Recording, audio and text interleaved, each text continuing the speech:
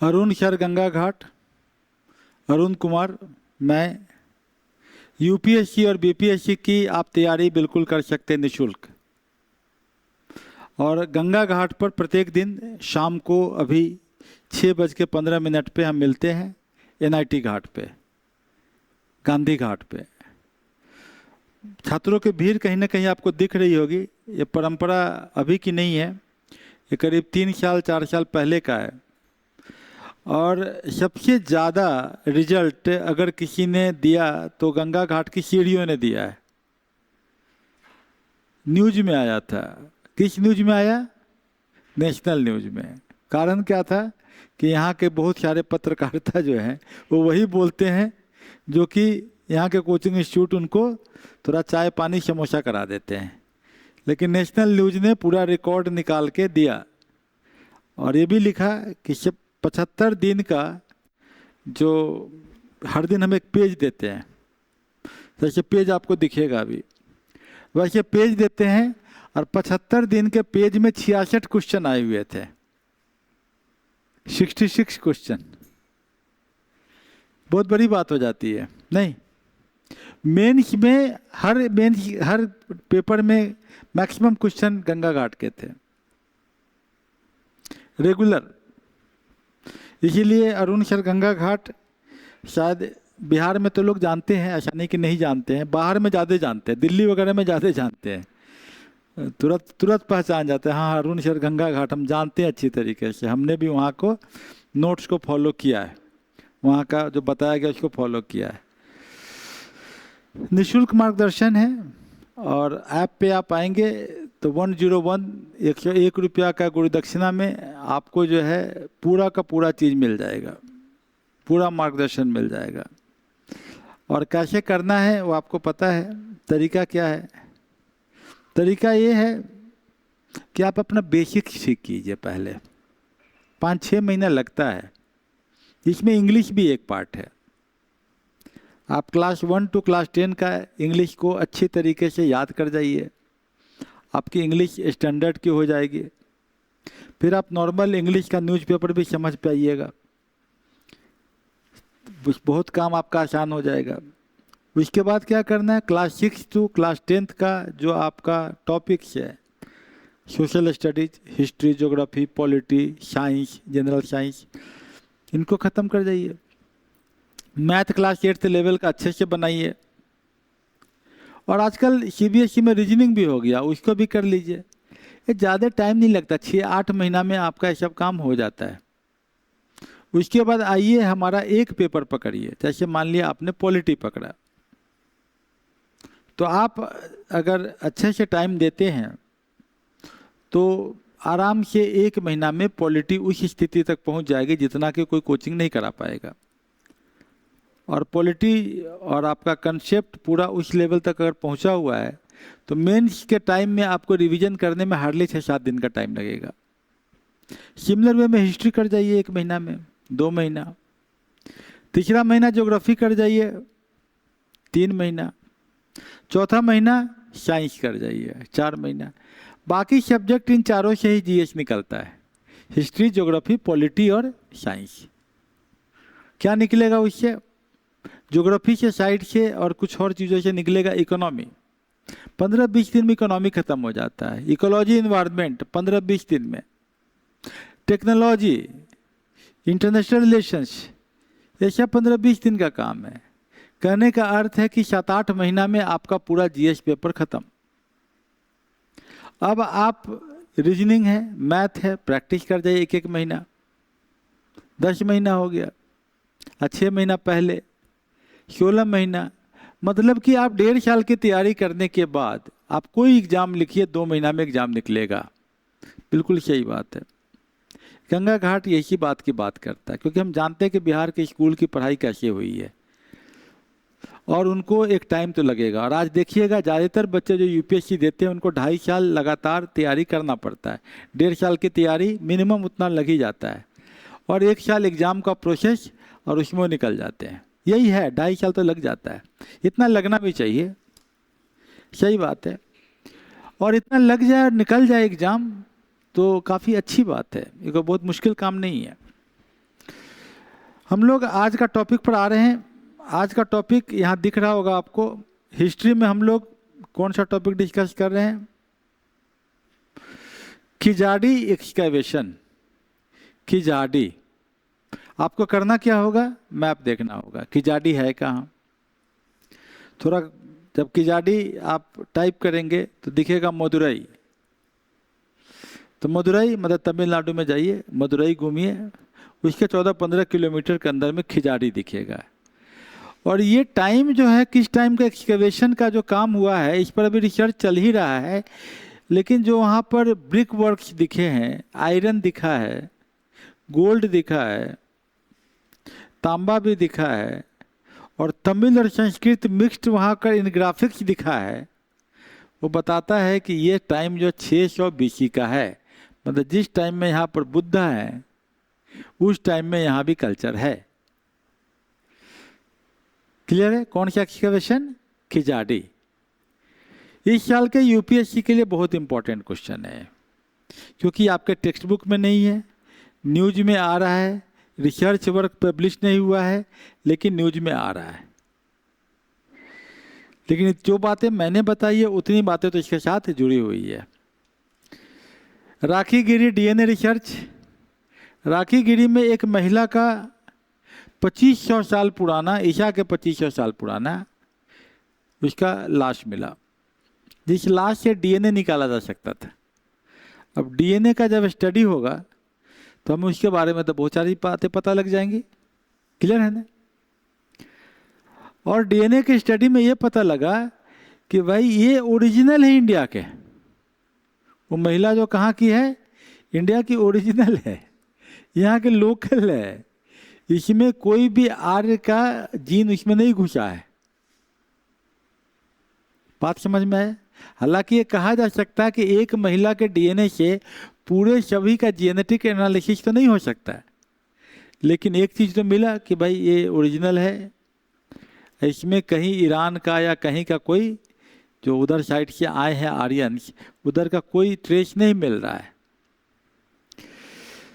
सिनोली excavation, ये भी बिल्कुल यही हड़प्पा के साइट का है, 1500 BC का। इसमें भी जो है बहुत सारे कैसे कल्चर चेंज हुआ। सिनोली में एक चीज़ और इम्पॉर्टेंट है, सिनोली एक्सकैवेशंस में आर्यंस के फुटप्रिंट्स दिखने लगे। मतलब कि 1500 BC में आर्यंस के आने के चांसेस है, जो इन एक्सकैवेशन से प्रूव होता है। चूँकि ये इम्पॉर्टेंट है एक्सकैवेशन, इसीलिए हमने आज का कॉन्टेक्स्ट में लिया। आप बोलिए हम हिस्ट्री पढ़ा रहे हैं कि हम आपको करंट अफेयर पढ़ा रहे हैं? ये हिस्ट्री है कि करंट अफेयर है? ये scientific analysis of the fact given in history with the modern research है। अभी जो रिसर्च चल रहा है आज के दिन में, जो कि आपके टेक्स्ट बुक में करीब नहीं आया है, न्यूज़पेपर में आ गया है, कुछ टेक्स्ट बुक शायद डाल भी दिए होंगे, कुछ टेक्स्ट बुक नहीं डाले हैं, उन बारे में चर्चा हो रही है। कोचिंग इंस्टीट्यूट के परव्यू के ऊपर की चर्चा है, समझे ना? ये क्वेश्चन यही सबसे आते हैं। ज्योग्राफी के कॉन्टेक्स्ट में हम बात करेंगे ग्लेशियल लेक आउटबर्स्ट फ्लड। ये क्यों इम्पोर्टेंट है ग्लेशियल लेक आउटबर्स्ट फ्लड? ये इम्पोर्टेंट इसलिए है कि अभी कुछ दिनों पहले सिक्किम में ये हुआ।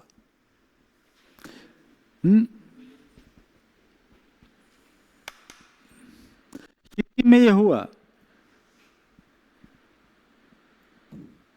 तो हमने यहाँ पर देखा कि खिजाडी एक्सकैवेशन, जो राइट हैंड साइड में दिख रहा है आपको, राखी गिरी डीएनए रिसर्च और सिनोली एक्सकैवेशन। अभी हम देखते हैं दूसरा एक glacier lake outburst flood Sikkim में हुआ। लेक बर्फ और मोरैन के कारण रुक गया था, बर्फ का एक पिघला, अब पूरा पानी एक बार में छूटा, क्या होगा? पूरा दह जाएगा, सिक्किम में लैंडस्लाइड शुरू हो जाएंगे। मैरीटाइम बायोडाइवर्सिटी, समुद्र में जो बायोडाइवर्सिटी है उसकी बात कर रहे हैं। और मलाक्का स्ट्रेट, मलाक्का स्ट्रेट मतलब मलेशिया, सिंगापुर, इंडोनेशिया, उस एरिया का जो स्ट्रेट है, very important check points.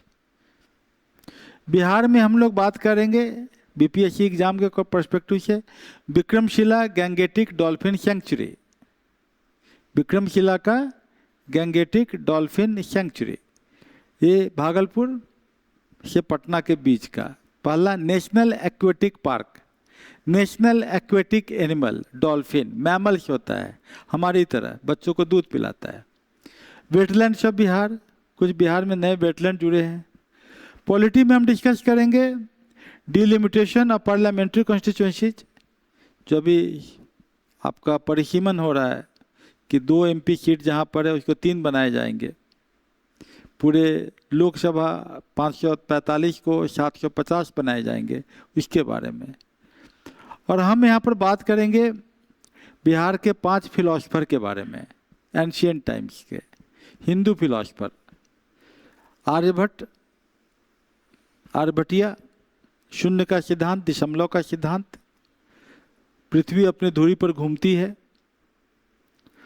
Udayanacharya, न्याय, गौतम का न्याय वैसे हम लोग पढ़ते हैं, तो उसमें न्याय का फिलॉसफी।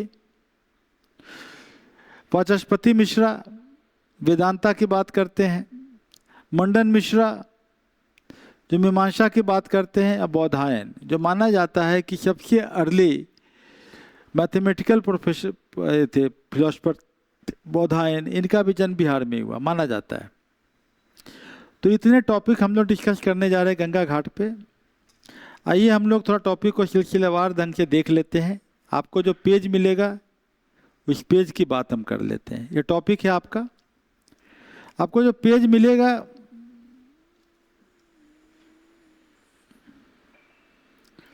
अरुणसर गंगा घाट, यही पेज है आपके पास, आपके हाथों में रहेगा।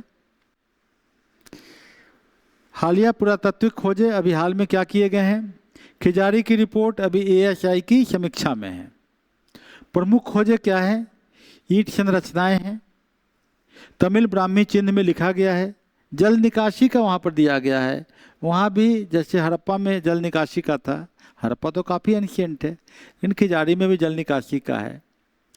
राखी गढ़ी में हम लोग DNA का अध्ययन करेंगे और उससे हमें पाते हैं कि ये ओरिजिनल यहीं के हैं, इन पे ईरान का या स्टेपस वहाँ बाहर से आया आर्यन का इन्फ्लुएंस नहीं है। और सिनौली, इसमें हम देखते हैं कि सिनौली में एक ठोस पहिया गाड़ियाँ हैं, मतलब कि चक जो रथ आया है, रथ में ठोस पहिया, आर्यन इन्फ्लुएंस है लेकिन पहिया ठोस है। ताबूत मिला है। भारत की सामुद्रिक जैव विविधता, भारत की तटरेखा करीब 7500 किलोमीटर है। एक्सक्लूसिव इकोनॉमिक जोन 2.02 बिलियन वर्ग किलोमीटर है। आपका यहाँ पर जो आपका कोरल्स हैं या जो मछलियाँ हैं, जो फिशेज हैं, उनकी वैरायटी, उनका पॉल्यूशन का क्या प्रॉब्लम है, समुद्र के गर्म होने की क्या समस्या हो रही है। हम लोग ब्लू इकोनॉमी और 2 डीप ओशन मिशन के बारे में बात करेंगे। और जो हमारा फिशरीज है उसके बारे में बात करेंगे, ब्लू कार्बन और तटीय सुरक्षा की बात करेंगे। Vikramshila Gangetic dolphin century Sultanganj से कहलगांव 60 किलोमीटर का क्षेत्र है, जिसमें गैंगेटिक डॉल्फिन पाए जाते हैं। राष्ट्रीय जल जीव है, एक्वेटिक एनिमल है, नेशनल एक्वेटिक एनिमल है। और ये डॉल्फिन एक दूसरे को या अपने शिकार को पकड़ने के लिए आँख का इस्तेमाल नहीं करता, डॉल्फिन अंधा होता है। इको लोकेशन, आवाज़ छोड़ता है, उससे वो शिकार पकड़ लेता है।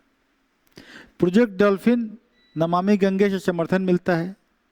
संसदीय क्षेत्रों में परिसीमन अनुच्छेद 82 और 170, लोकसभा और विधानसभा का पुनर्निर्धारण शुरू हुआ है, डिलिमिटेशन शुरू हुआ है। 1976 में पहली बार हुआ, 84वें संशोधन में बढ़ाया गया। फिर 2026 तक को हमने माना गया, 543 सीट पर चुनाव कर गए। अब प्रस्ताव है 850 तक लाने का। इसमें महिला आरक्षण भी करना है। और दक्षिण राज्यों में इसका विरोध था, अभी फिर से इस पर काम चालू हो गया है। ग्लेशियल आउटलुक बर्स्ट हम बता चुके हैं कि बर्फीले बांध टूट जाते हैं। साउथ लान्हक सिक्किम में एक घटना घटी। भारत के 11 बेसिन हैं, 7500 हिम झीलें हैं। नेशनल डिजास्टर मैनेजमेंट अथॉरिटी ने 195 झीलों को चिन्हित किया है जहां से कि खतरा पहाड़ों पे आ सकता है। अर्ली वार्निंग सिस्टम डेवलप किए हैं।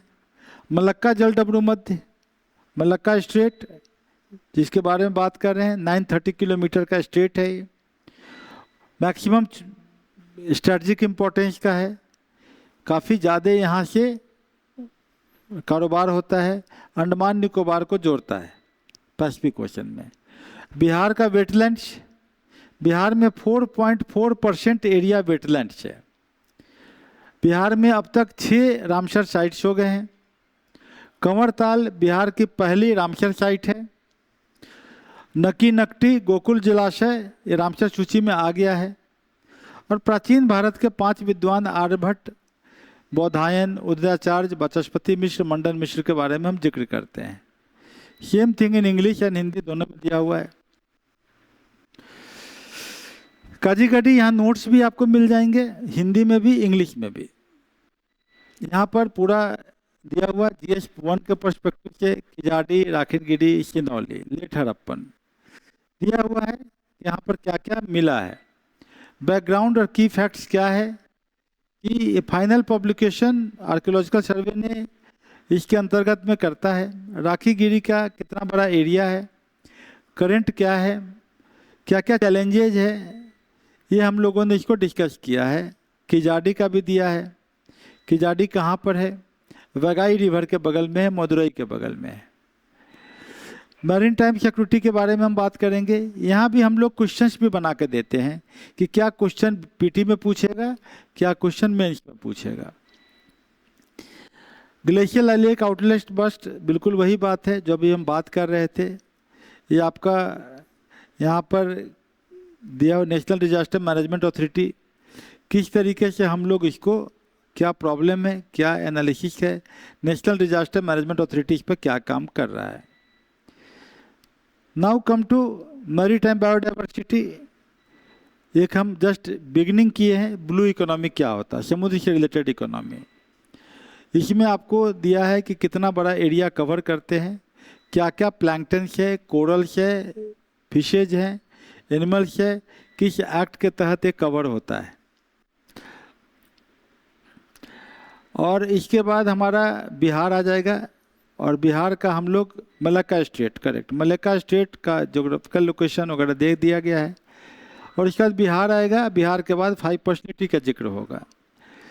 मैं आपको बताना चाहता हूं कि आप इस नोट्स को अगर पढ़ते हैं और इसको ध्यान से समझ लेते हैं तो आपका GS का पर्सपेक्टिव बहुत मजबूत हो जाएगा, क्योंकि इस तरीके से सिस्टमेटिक वे में जनरल स्टडीज़ के 4 पेपर मेंस और पीटी दोनों के पर्सपेक्टिव से न्यूज एनालिसिस से किया गया है, पहला कोशिश है। और इससे आपको काफ़ी क्वेश्चंस मिल जाएंगे और आपका सिलेक्शन बहुत सुनिश्चित हो जाएगा, क्योंकि 60% क्वेश्चन आपके कहाँ से आते हैं, स्टैटिक से, 40% क्वेश्चन यहीं से आते हैं। सिर्फ स्टैटिक पढ़ के आप एग्ज़ाम नहीं निकाल पाइएगा, आपको यहाँ से डायनेमिक पढ़ना होगा। इसका स्टैंडर्ड थोड़ा बड़ा होता है लेकिन रिपीटिशन बार बार होता है, तो ये एक बार आप पढ़ लीजिएगा तो आपको वहाँ से पढ़ना ज़्यादा आसान हो जाएगा, ठीक है ना। तो हम लोग मिलेंगे गंगा घाट पे शाम को 6:15 प्रत्येक दिन। बुधवार के दिन हम नहीं रहते हैं, बुधवार के दिन ऑफ रहता है। Thank you.